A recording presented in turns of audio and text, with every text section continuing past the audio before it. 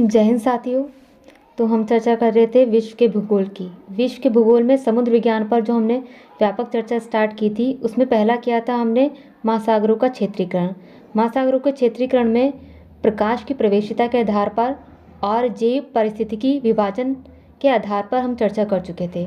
आज हम चर्चा करते हैं भू राजनीतिक विभाजन। जो हमारे समुद्र का भू राजनीतिक विभाजन होता है, यानी कि किस देश की सीमा में समुद्र का या समुद्र पर क्षेत्र रहेगा, उसका विभाजन कैसे होता है।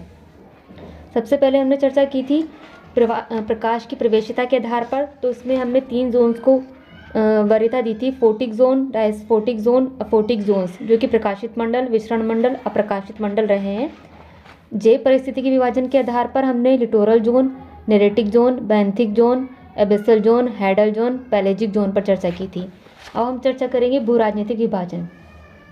कहते हैं कि द्वितीय विश्व युद्ध के उपरांत विश्व स्तर पर सागरीय जल क्षेत्रों में अधिकारिकता को लेकर पुनः कोई संघर्ष न हो के उद्देश्य से यूनाइटेड नेशन के तत्वाधान में सागर नियम संधि पारित की गई थी, जिसे अंकलॉस के नाम से भी जाना जाता है। अंकलॉस के नाम से भी जाना जाता है। अंकलॉस की बहुत सारी बैठकें हो चुकी थी, विभिन्न बैठकें हो चुकी थी। उसके उपरांत 1993 में सागर जल संधि के नियम पारित किए गए थे, जिसके तहत सागरीय जल क्षेत्रों को निम्नलिखित आधारभूत अंगों में बांटा गया है। जो मुख्य अंग है, कुल 5 अंग है, कुल 5 क्षेत्र हैं जो अंक्लोज में बांटा गया है। जो संधि हुई थी उसमें सागर को बांटा गया है। पहला है आंतरिक जल मंडल क्षेत्र, दूसरा है क्षेत्रीय जल मंडल, तीसरा है अविच्छिन्न जल मंडल, चौथा है अनन्य आर्थिक क्षेत्र, 5वां है उच्च सागर। तो हम इन 5 क्षेत्रों की विस्तार पूर्वक चर्चा करेंगे। किसी भी राष्ट्र की सागरवर्ती तट रेखा सीधी ना होकर कटी-फटी होती है। हम सभी जानते हैं कि हमारा जो भारत है वो भी, उसकी भी जो सीमा है वो कटी फटी है, टेढ़ी मेढ़ी है। इसलिए कहते हैं कि दूरी के मापन के लिए आधार रेखा का निर्धारण किया जाता है। कोई भी देश है, उसका सागर से कितनी दूरी है, उसका निर्धारण आधार रेखा तैयार करती है। आधार रेखा के द्वारा ही हम एक माप आधारित करते हैं, निर्धारित करते हैं। तट रेखा के सागर की और निकले बिंदुओं को मिलाने वाली काल्पनिक रेखा को बेस लाइन कहा जाता है। जो कि हमारी आधार रेखा है, उसको बेस लाइन भी कहते हैं। वो एक काल्पनिक होती है, हमने उसको मान लिया है, लेकिन वही एक सागरबित साबित होती है रेखा। कहते हैं कि सागर में दूरी मापन की इकाई समुद्री मील है, जहाँ 1 नॉटिकल मील को 1.85 किलोमीटर के द्वारा मापा जाता है। अब पहला है आंतरिक जल मंडल, हम बोलते हैं इसको इंटरनल वाटर जोन। इसमें सागर तट एवं आधार रेखा के मध्य का जल क्षेत्र इंटरनल वाटर जोन कहलाता है, यानी आंतरिक जल मंडल कहलाता है। सागर तट और आधार रेखा के मध्य का जल क्षेत्र, आधार रेखा यानी जो भी हमारी कटी फटी रेखा है, उसको एक शेप में हम एक आधार बिंदु के तहत बिंदुओं से मिलाएंगे तो एक आधार रेखा तैयार होगी। वहाँ से लेकर सागर तट तक का जो क्षेत्र होगा वो आंतरिक होगा। जो भी हमारी रेखाएं होंगी, जो उसके अंदर का भाग आ जाएगा बिंदुओं को मिलाते हुए, वो एक आंतरिक जलमंडल कहलाएगा, जहाँ संबंधित राष्ट्र का पूर्ण राइट होता है, पूरा अधिकार होता है। कहेंगे कि आंतरिक जलमंडल का क्षेत्र कौन सा होता है। आंतरिक जलमंडल का क्षेत्र सागर तट एवं आधार रेखा के मध्य का क्षेत्र होता है। यहाँ इसकी एक विशेषता है कि यहाँ राष्ट्र का, जिस राष्ट्र की भी एक आधार रेखा से तय किया जाएगा जलमंडल, उसका पूरा अधिकार होगा। दूसरा है क्षेत्रीय जलमंडल, इसको कहते हैं टेरिटोरियल वाटर जोन। आधार रेखा से ये 12 नॉटिकल मील यानी 12 समुद्री मील दूरी का सागरीय क्षेत्र जलमंडल का भाग होता है, जो संबंधित देश की संप्रभुता का क्षेत्र है। यहाँ संबंधित राष्ट्रों आर्थिक संसाधनों के दोहन के साथ साथ इस क्षेत्र के सुरक्षा, संरक्षण, प्रबंधन आदि का पूर्ण अधिकार रखता है। यानी जो अधिकार हमारे आंतरिक जलमंडल में मिले हैं, उससे ज़्यादा हमें अधिकार क्षेत्रीय जलमंडल में मिले हैं। यहाँ पर क्या है, ये आधार रेखा से जो भी हमारी बेस लाइन तैयार हुई है, वहाँ से लेकर 12 नॉटिकल मील दूर तक हमारा क्षेत्रीय जलमंडल कहलाएगा। यहाँ पर संबंधित राष्ट्र की संप्रभुता का क्षेत्र, यानी संबंधित राष्ट्र का ही अधिकार रहेगा ज़्यादा से ज़्यादा। और कहेंगे कि आर्थिक संसाधनों का दोहन तो करेगा वहाँ पे जो भी हमारी आर्थिक गतिविधियां हैं, हम उस क्षेत्र में जलमंडल में कर सकते हैं और वहाँ की सुरक्षा, संरक्षण और प्रबंधन का पूरा अधिकार संबंधित देश का होगा। तीसरा है अविच्छिन्न जलमंडल, जिसको कंटिन्यूअस वाटर जोन भी कहा जाता है। यह आधार रेखा से 24 नॉटिकल मील दूर का जल क्षेत्र है, जिसे क्षेत्रीय जलमंडल से आगे का क्षेत्र माना जाता है। इसे अविच्छिन्न जलमंडल क्षेत्र कहते हैं, जहाँ संबंधित राष्ट्र स्थायी सैन्य अड्डे स्थापित नहीं कर सकता है। यहाँ की एक विशेषता है, अविच्छिन्न जलमंडल क्षेत्र में जो संबंधित राष्ट्र है वो सैन्य अड्डे स्थापित नहीं कर सकता है, परंतु सामरिक सुरक्षा, घुसपैठ को रोकने, सीमा सुरक्षा तथा राजस्व वसूलने का अधिकार उसी संबंधित राष्ट्र का ही होगा। यानी पूरा अधिकार संबंधित राष्ट्र का ही होगा, बस वो वहाँ पर सैन्य अड्डे स्थापित नहीं कर सकता है अविच्छिन्न जलमंडल क्षेत्र में। चौथा है अनन्य आर्थिक क्षेत्र, यानी एक्सक्लूसिव इकोनॉमिक जोन। यहाँ पर ये आधार रेखा से 200 नॉटिकल मील दूर तक का जल क्षेत्र है, जहाँ संबंधित राष्ट्र को मत्स्य संसाधन, खनिज संसाधन आदि के दोहन का पूर्ण अधिकार मिल जाता है, परंतु अंतर्राष्ट्रीय परिवहन, सागर के नीचे केबल बिछाए जाने आदि से संबंधित राष्ट्र प्रतिबंधित नहीं कर सकता है। कोई भी राष्ट्र इन सभी गतिविधियों को नहीं रोक सकता है। पांचवा है उच्च सागर। उच्च सागर यानी हाई सी। हाई सी का वह क्षेत्र है जो अनन्य आर्थिक क्षेत्र से आगे का जितना भी भाग है वो उच्च सागर कहलाता है, जहाँ संपूर्ण विश्व का समान अधिकार होता है। हमारा समुद्र जो भी इतने बड़े बड़े महासागर है, वहाँ पर एक ऐसा क्षेत्र भी है, वहाँ के इतने सारे ऐसे क्षेत्र हैं जहाँ पर पूरे विश्व का अधिकार है, परंतु इस जल क्षेत्र में पाए जाने वाले सागरीय पारितंत्र के संरक्षण की सामूहिक जिम्मेदारी भी होती है। यदि सबका पूर्ण अधिकार है तो उसके पारितंत्र यानी इकोसिस्टम की सामूहिक जिम्मेदारी पूरे विश्व की होगी। इसलिए केवल जलयानों की आवाजाही के साथ शोध एवं अनुसंधान के कार्य भी किए जा सकते हैं, क्योंकि सबका अधिकार है तो कोई भी अपना अनुसंधान का कार्य आराम से कर सकता है। अभी हमने देखा है भू राजनीतिक विभाजन। भू राजनीतिक विभाजन में हमने 5 विभाजन बताए हैं: आंतरिक जलमंडल, क्षेत्रीय जलमंडल, अविच्छिन्न जलमंडल, अनन्य आर्थिक क्षेत्र, उच्च सागर। अब इन क्षेत्रों में प्रवेश करने के लिए भी कुछ हमारे अधिकार हैं, कुछ एक तरीके से रुकावट, मतलब एक रिस्ट्रिक्शन लगाए जाते हैं कि कौन हमारे क्षेत्र में प्रवेश कर सकता है, कौन नहीं कर सकता है। इसकी भी शर्तें निर्धारित की गई हैं। यदि किसी जहाज को संबंधित राष्ट्र के प्रतिबंधित क्षेत्र में प्रवेश करना है तो निम्नलिखित उद्देश्यों के तहत प्रवेश का अधिकार होगा। यदि वो कुछ बिंदु दे रखे हैं, कुछ बिंदुओं को अगर वो पूर्ण रूप से मानेगा, वो तभी हमारे क्षेत्र में प्रवेश कर सकता है। पहला है व्यापार। व्यापार से संबंधित कोई भी बात है तो प्रवेश कर सकता है। तेल पुनर्भरण के लिए प्रवेश कर सकता है हमारी सीमा में। समुद्री तूफान से बचाव हेतु प्रवेश कर सकता है। समुद्री डकैती से बचाव के लिए प्रवेश कर सकता है। जहाज में खराबी है तो प्रवेश कर सकता है। प्रवेश तो कर सकता है, 5 पॉइंट बता रखे प्रवेश कर सकता है, परंतु प्रवेश करने की भी कुछ शर्तें हैं। हमें कैसे पता चलेगा कि आपको यही मदद चाहिए? तो उसके लिए भी कुछ शर्तें निर्धारित की गई हैं, जैसे कि प्रवेश करने वाले जहाज को संबंधित राष्ट्र का ध्वज लगा होना चाहिए, यानी जिस राष्ट्र का भी वो जहाज है उस राष्ट्र का उस जहाज पर झंडा होना चाहिए। ठीक है, जिसकी सीमा में प्रवेश किया जा रहा है, जिस राष्ट्र की सीमा में भी आप प्रवेश करोगे, उसके तटरक्षक बलों को प्रवेश करने के कारणों की पूरी जानकारी देनी पड़ेगी आपको, कि हम क्यों प्रवेश कर रहे हैं आपकी सीमा क्षेत्र में, आपके समुद्री क्षेत्र में। और पनडुब्बियों के संदर्भ में उन्हें जल क्षेत्र से बाहर आना होगा। जैसे कि पनडुब्बियाँ होती हैं वो जल के अंदर ही रहती हैं, तो कहा गया यदि इस पनडुब्बी को हमारे क्षेत्र में लाना है तो आपको जल के भीतर से आपको ऊपरी बाहरी क्षेत्र पर आना पड़ेगा। जल के बाहरी क्षेत्र पर आपको आना पड़ेगा पनडुब्बियों को सारी।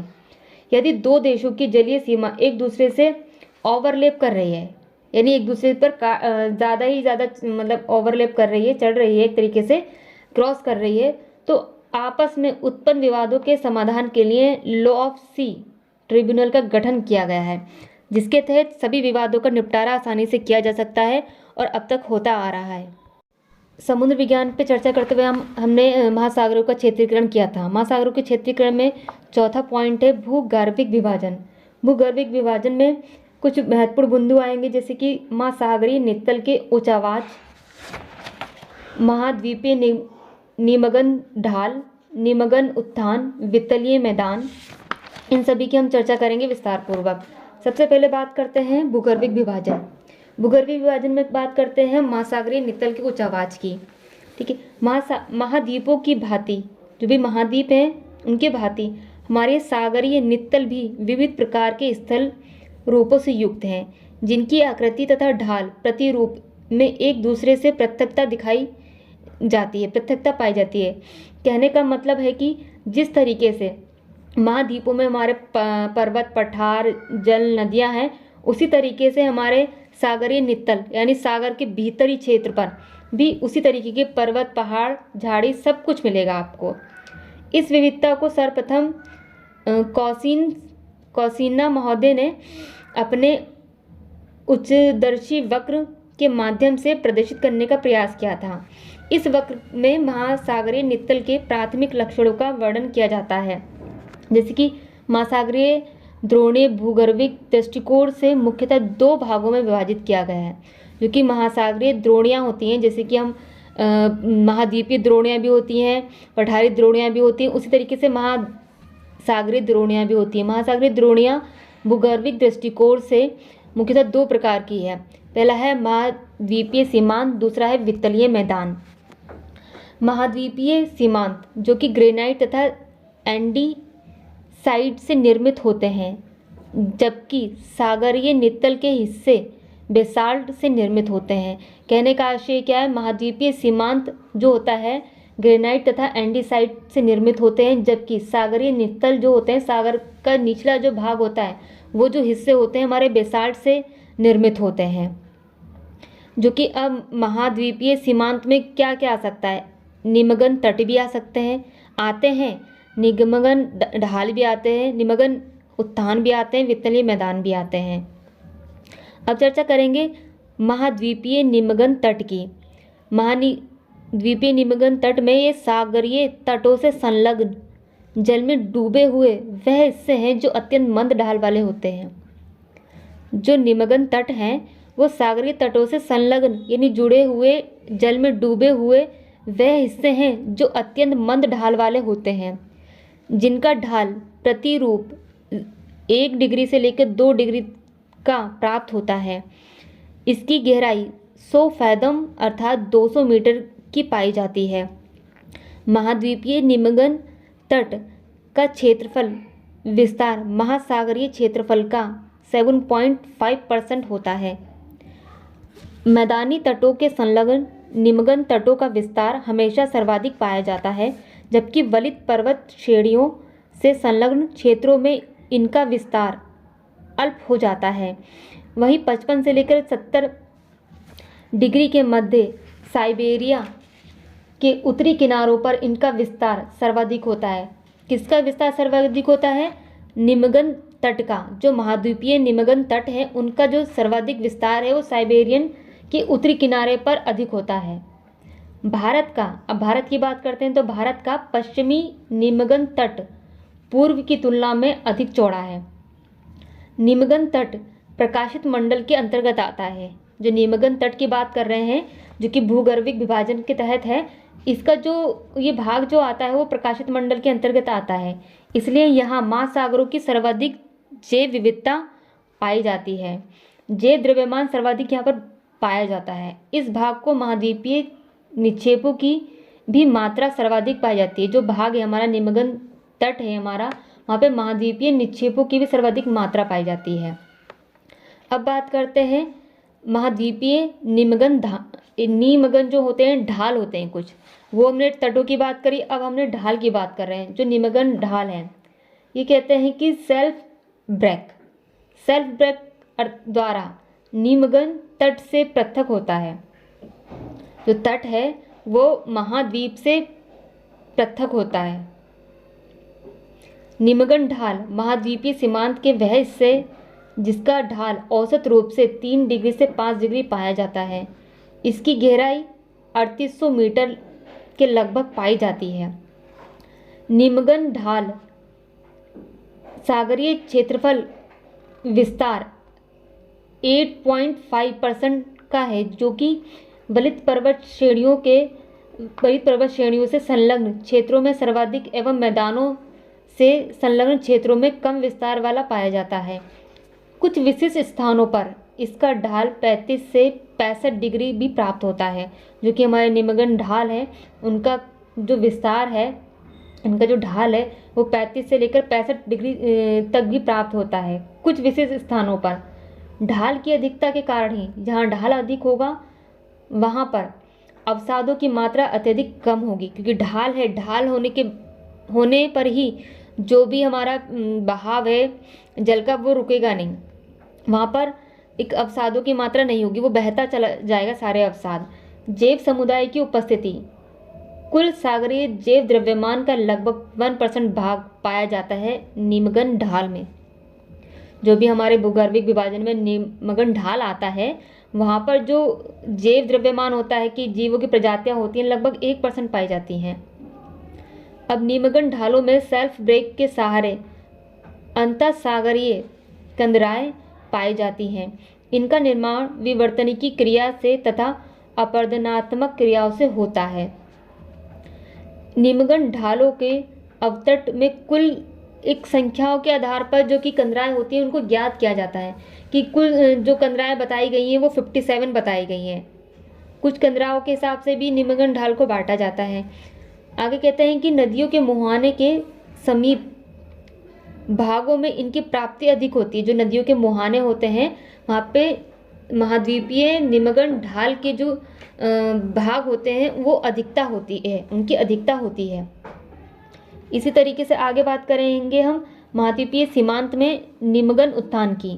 महाद्वीपीय सीमांत में निमग्न हमने तट देखे हैं और निमग्न ढाल देखे, अब देखेंगे निमग्न उत्थान। जो समुद्र के अंदर जो उत्थान है, जो उभराव है वो किस प्रकार है।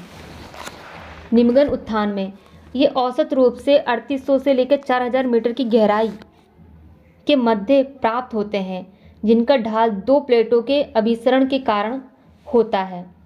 दो अभिसरणों के कारण लगने वाले संपीड़न बल के प्रभाव से मंद हो जाता है।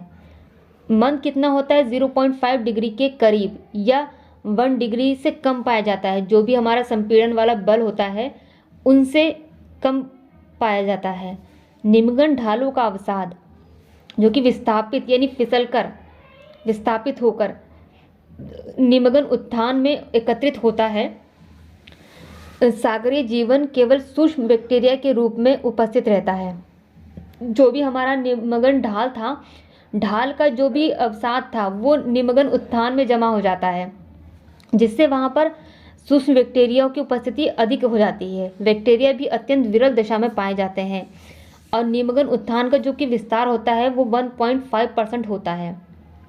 आगे बात करेंगे हम महाद्वीपीय सीमांत में वित्तलीय मैदानों की। अब वित्तलीय मैदान क्या होते हैं।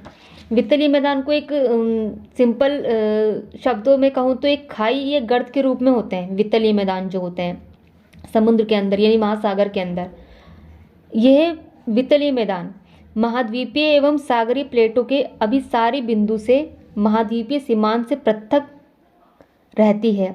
यानी वित्तलीय मैदान में जो भी गर्त और खाइयाँ हैं वो महाद्वीपीय एवं महासागरीय प्लेटों के अभिसारी बिंदुओं से महाद्वीपीय सीमांत से पृथक रहती है। जहाँ पर पृथ्वी के सबसे गहरे हिस्से खाई एवं गर्त पाए जाते हैं और दुनिया की सबसे गहरी खाई जो कि मरियाना एवं इस पर अवस्थित सबसे गहरा बिंदु एक गर्त है, चैलेंजर द्वीप है, जो कि एक वित्तलीय मैदान का उदाहरण है। क्योंकि वित्तलीय मैदान में खाई और गर्त पाए जाते हैं, वो इतने गहरे होते हैं कि जैसे कि उदाहरण दिया गया है कि मरियाना जो गर्त है वो बहुत ज़्यादा गहरा है। डीप यानी गर्त हमेशा खाइयों के निचले हिस्सों में पाए जाते हैं। जो गर्त होते हैं हमारे वो हमेशा खाइयों के निचले हिस्से में पाए जाते हैं। दुनिया की सर्वाधिक खाई प्रशांत महासागर में है, क्योंकि यह चारों ओर से महाद्वीपीय प्लेटों के नीचे छेपित हो रही है। जो प्रशांत महासागर की जो एक तरीके से प्लेट है, कहेंगे जो क्षेत्र है वो महाद्वीपीय प्लेट के नीचे छेपित हो रहा है, इसलिए सर्वाधिक जो खाइयाँ हैं वो प्रशांत महासागर में हैं। वित्तलीय मैदान में कहते हैं कि हिंद महासागर में प्राप्त एकमात्र खाई सुंडा है जो कि हिंद महासागर में प्राप्त है एकमात्र खाई है सुंडा, जो कि इंडोनेशिया द्वीप सुमात्रा एवं जावा के समीप पाई जाती है। वितलीय मैदान सागरीय प्लेट का हिस्सा होते हैं जो कि अत्यंत समतल हैं पर समरूपी नहीं है।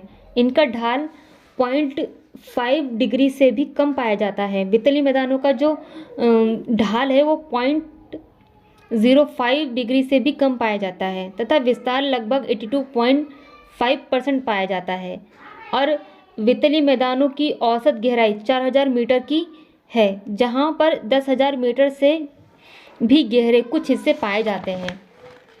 वितलीय मैदान में एबेसल माउंटेन, वितलीय पहाड़ियाँ, वितलीय पठार तथा जॉर्ज पाए जाते हैं। यहाँ समतल शीर्ष वाले वितलीय पर्वत जॉर्ज कहलाते हैं। महासागरीय प्लेटों के मध्य भाग में प्लेटों को अपसारी किनारे पाए जाते हैं, जहाँ पृथ्वी के अंतरतम का मैग्मा उद्गार के क्रम में जमा होकर अत्यंत सागरीय कटकों का निर्माण करता है। अब कहते हैं कि दुनिया का सबसे लंबा कटक जो कि मध्य अटलांटिक कटक है, जिसकी आकृति अंग्रेजी के एस वर्ण की तरह है, वो एक तरीके से वितलीय मैदान का क्षेत्र आता है, सागरीय वितलीय मैदान का क्षेत्र आता है। हिंद महासागर में भी ऐसे कई कटक पाए जाते हैं जिन्हें चेसुगा नाम से भी जाना जाता है। ऐसे कटक पाए गए हैं जिन्हें चेगूस नाम से भी जाना जाता है, जो कि हिंद महासागर में है। प्रशांत महासागर में कटकों की प्राप्ति नहीं होती है। हमें ध्यान रखना है कि प्रशांत महासागर में कटकों की प्राप्ति नहीं होती है। इस प्रकार हम देखते हैं कि सागरीय द्रोणियाँ विभिन्न प्रकार के ऊंचावाचों व विविधताओं से युक्त होती हैं, जो कि विविधताओं से युक्त होने के कारण ही हमारा जो समुद्री क्षेत्र है इस प्रकार का है। तो हमने अभी चर्चा की है महासागरों का क्षेत्रीकरण। महासागरों के क्षेत्रीकरण में पहले हमने चर्चा की थी प्रकाश की प्रवेशिता के आधार पर महासागर का क्षेत्रीकरण कैसे हुआ था। दूसरी बार हमने चर्चा की है जैव परिस्थितिकी विभाजन के आधार पर। आज हमने चर्चा की है भू राजनीतिक विभाजन। भू राजनीतिक विभाजन में जो चर्चा की है हमने कि आंतरिक जलमंडल कैसे बटा हुआ है, क्षेत्रीय जलमंडल कैसे बटा हुआ है, अविच्छिन्न जलमंडल, फिर अनन्य आर्थिक क्षेत्र और हाई सी यानी उच्च सी में कैसे विभाजन हुआ है भू राजनीतिक तरीके से। जो सागर का जो बंटवारा है वो भू राजनीतिक तरीके से कैसे बटा हुआ है। फिर हमने चर्चा की है भूगर्भिक विभाजन। भूगर्भिक विभाजन में हमने देखा है सागरीय नितल के ऊंचावाच। सागरीय नितल यानी सागर के भीतर के ऊंचावाच कैसे हैं, कि वहाँ की जो भूमि है वहाँ की कैसी है। तो उसमें देखा हमने महाद्वीपीय सीमांत। महाद्वीपीय सीमांत में निमग्न तट देखे, निमग्न ढाल देखे, निमग्न उत्थान देखे, वितलीय मैदान देखे। इन सभी पर हमने चर्चा विस्तार पूर्वक की है। अब हम आगे चर्चा करेंगे सागरीय तापमान एवं लवणता की।